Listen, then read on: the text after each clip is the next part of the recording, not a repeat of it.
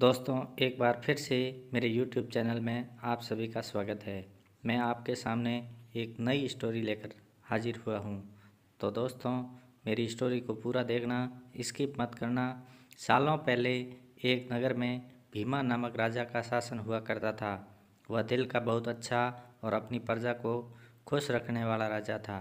अगर किसी को कोई समस्या होती तो राजा तुरंत उनका समाधान कर देता। खूब धन संपत्ति और खूब इज्जत होने के बाद भी राजा की पत्नी दुखी रहती थी। उनके मन में हमेशा से संतान प्राप्ति की चाहत थी, जो सालों से पूरी नहीं हो पाई थी। राजा को यह दुख रह रह कर सताता था। राजा ने कभी अपना दुख खुद पर हावी होने नहीं दिया और पूरे राज्य की लगन से सेवा करते थे। एक दिन भीमा राजा के राज्य में एक सिद्ध साधु भ्रमण करने पहुँचे। वो गांव-गांव घूमकर लोगों से पूछने लगे कि वो कितने सुखी है। हर किसी का जवाब एक ही था कि हमारे राजा बहुत अच्छे हैं और पूरी प्रजा को खुश रखते हैं। हर किसी के मुंह से राजा की तारीफ सुनने के बाद वो साधु राजा के पास पहुंचा। राजा को प्रणाम करने के बाद साधु बोला, हे राजन, तुम्हारे राज्य में हर कोई खुश है। यह सब देखकर मुझे भी बहुत अच्छा लग रहा है।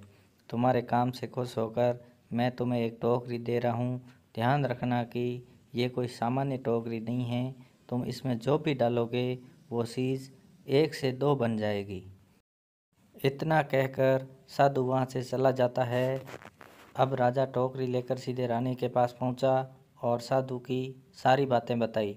राजा की बात सुनकर रानी अपने हाथ से एक कंगन उतारकर उस टोकरी में डाल देती है। देखते ही देखते कंगन 1 से 2 हो जाते हैं। यह देखकर राजा व रानी दोनों हैरान होने के साथ ही काफ़ी खुश हुए। दोनों के मन में हुआ कि अब राज्य में किसी की कमी नहीं होगी और प्रजा की खुशी दुगनी हो जाएगी। इस टोकरी से भी हम अपनी प्रजा की ही सेवा करेंगे। कुछ दिनों बाद भोला नाम का एक व्यक्ति अपने परिवार के साथ राजा और रानी से मिलने के लिए पहुंचा।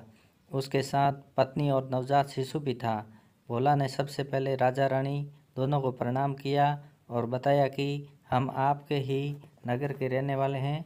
आपको संतान न होने का दुख हमसे सहा नहीं जा रहा है, इसलिए हम अपने इस शिशु को आपको देने के लिए आए हैं। इस वक्त से ही आप दोनों मेरे पुत्र के माता पिता हो। भोला की बात पर राजा के कुछ बोलने से पहले ही रानी ने नवजात को अपनी गोद में उठा लिया। रानी ने भोला और उसकी पत्नी सुलेखा को धन्यवाद कहा। इन सब के बीच राजा कुछ कह नहीं पाए। राजा को पुत्र मिलने की खुशी तो थी, लेकिन वो भोला और सुलेखा के लिए परेशान थे। राजा को पता था कि पुत्र न होने से भी अधिक दुख उसे पैदा करके किसी को दे देने से होता है। इतना सब सोचने के बाद राजा कुछ देर बाद रानी को समझाते हैं कि हम किसी बच्चे को उसके माता पिता से अलग नहीं कर सकते हैं। राजा और रानी की बातें सुनकर भोला व सुलेखा उनसे हाथ जोड़कर पुत्र को रखने की प्रार्थना करते हैं। राजा रानी दोनों ही भोला और सुलेखा की बातें सुनकर हैरान हो जाते हैं। तब राजा ने सीधे भोला से पूछा, आखिर क्या बात है? तुम अपने बच्चे को अपने साथ रखने की बात सुनकर दुखी हो जाते हो। साफ साफ कहो, क्या परेशानी है? राजा की बातों का जवाब देते हुए भोला कहता है, हमारे बच्चे को श्राप है कि अगर वो 12 दिन हमारे पास रहता है तो 13वें दिन उसकी मृत्यु हो जाएगी। आज हमारे बच्चे को हमारे साथ 12 दिन हो गए हैं। अगर हम कल इसे अपने पास रखेंगे तो इसकी मृत्यु हो जाएगी। राजा ने इस बारे में सोचने के लिए थोड़ा समय मांगा और भोला व सुलेखा को कुछ देर राजमहल में आराम करने के लिए कहा। फिर भी इस बारे में सोचने के लिए अपने कक्ष में गए और रानी बच्चे को गोद में लेकर राजा के पीछे चलने लगी। कक्ष में पहुंचकर रानी ने राजा से पूछा, आप आखिर इतने परेशान क्यों हैं? तब राजा ने कहा कि मेरे राज्य में रहने वाला कोई भी परिवार मुझे अपनी संतान देकर सारी जिंदगी रोता रहे, ये मुझे हरगिज़ मंजूर नहीं है। राजा की बात सुनकर रानी भी इस बारे में सोचने लगी। तभी रानी महाराज से बोलती है, क्यों न हम इस बच्चे को टोकरी में डालकर 1 से 2 लें। फिर इस बच्चे को हम रख लेंगे और दूसरे बच्चे को भोला व सुलेखा को सौंप देंगे। राजा यह सुनकर खुश हो गए और जल्दी से बच्चे को टोकरी में रख दिया। टोकरी में रखते ही वो नवजात 1 से 2 हो गए।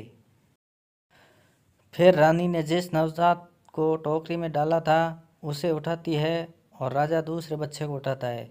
अब दोनों बच्चे को लेकर राजा रानी सीधे उस कमरे में पहुँचे जहाँ भोला और उसकी पत्नी आराम कर रहे थे। राजा ने अपनी गोद में लिए बच्चे को भोला को सौंपकर कहा, ये लो अपना बच्चा।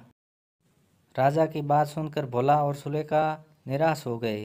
तभी राजा ने टोकरी के बारे में उन दोनों को बताते हुए कहा कि अब ये बच्चा श्राप मुक्त हो गया है। आपके जिस बच्चे को श्राप मिला है वो रानी के पास है। आप दोनों इस शिशु को ले जाएं और इसकी अच्छे से देखभाल करें। राजा की पूरी बात सुनने के बाद भोला और उसकी पत्नी खूब खुश हुए और बच्चे को लेकर चले गए। राजा और रानी भी बच्चा पाकर खुश थे। उन्होंने खूब अच्छी तरह से बच्चे का पालन पोषण किया। वो बच्चा भी बड़ा होकर एक अच्छा राजकुमार बना और माता पिता व राज्य का नाम रोशन किया। इस कहानी से यही सीख मिलती है कि खुद को दुख होने के बाद भी दूसरों की भलाई के बारे में सोचना ही इंसानियत है और इंसान का सबसे बड़ा धर्म है। दोस्तों, अगर ये कहानी पसंद आई है तो अपने दोस्तों को शेयर करें। अगर आप मेरे चैनल पर नए हैं तो नॉवल स्टोरीज़ को सब्सक्राइब करें और नोटिफिकेशन बेल भी दबाएं। अपना और अपने परिवार का ख्याल रखें। मिलते हैं नई कहानी के साथ। तब तक के लिए धन्यवाद।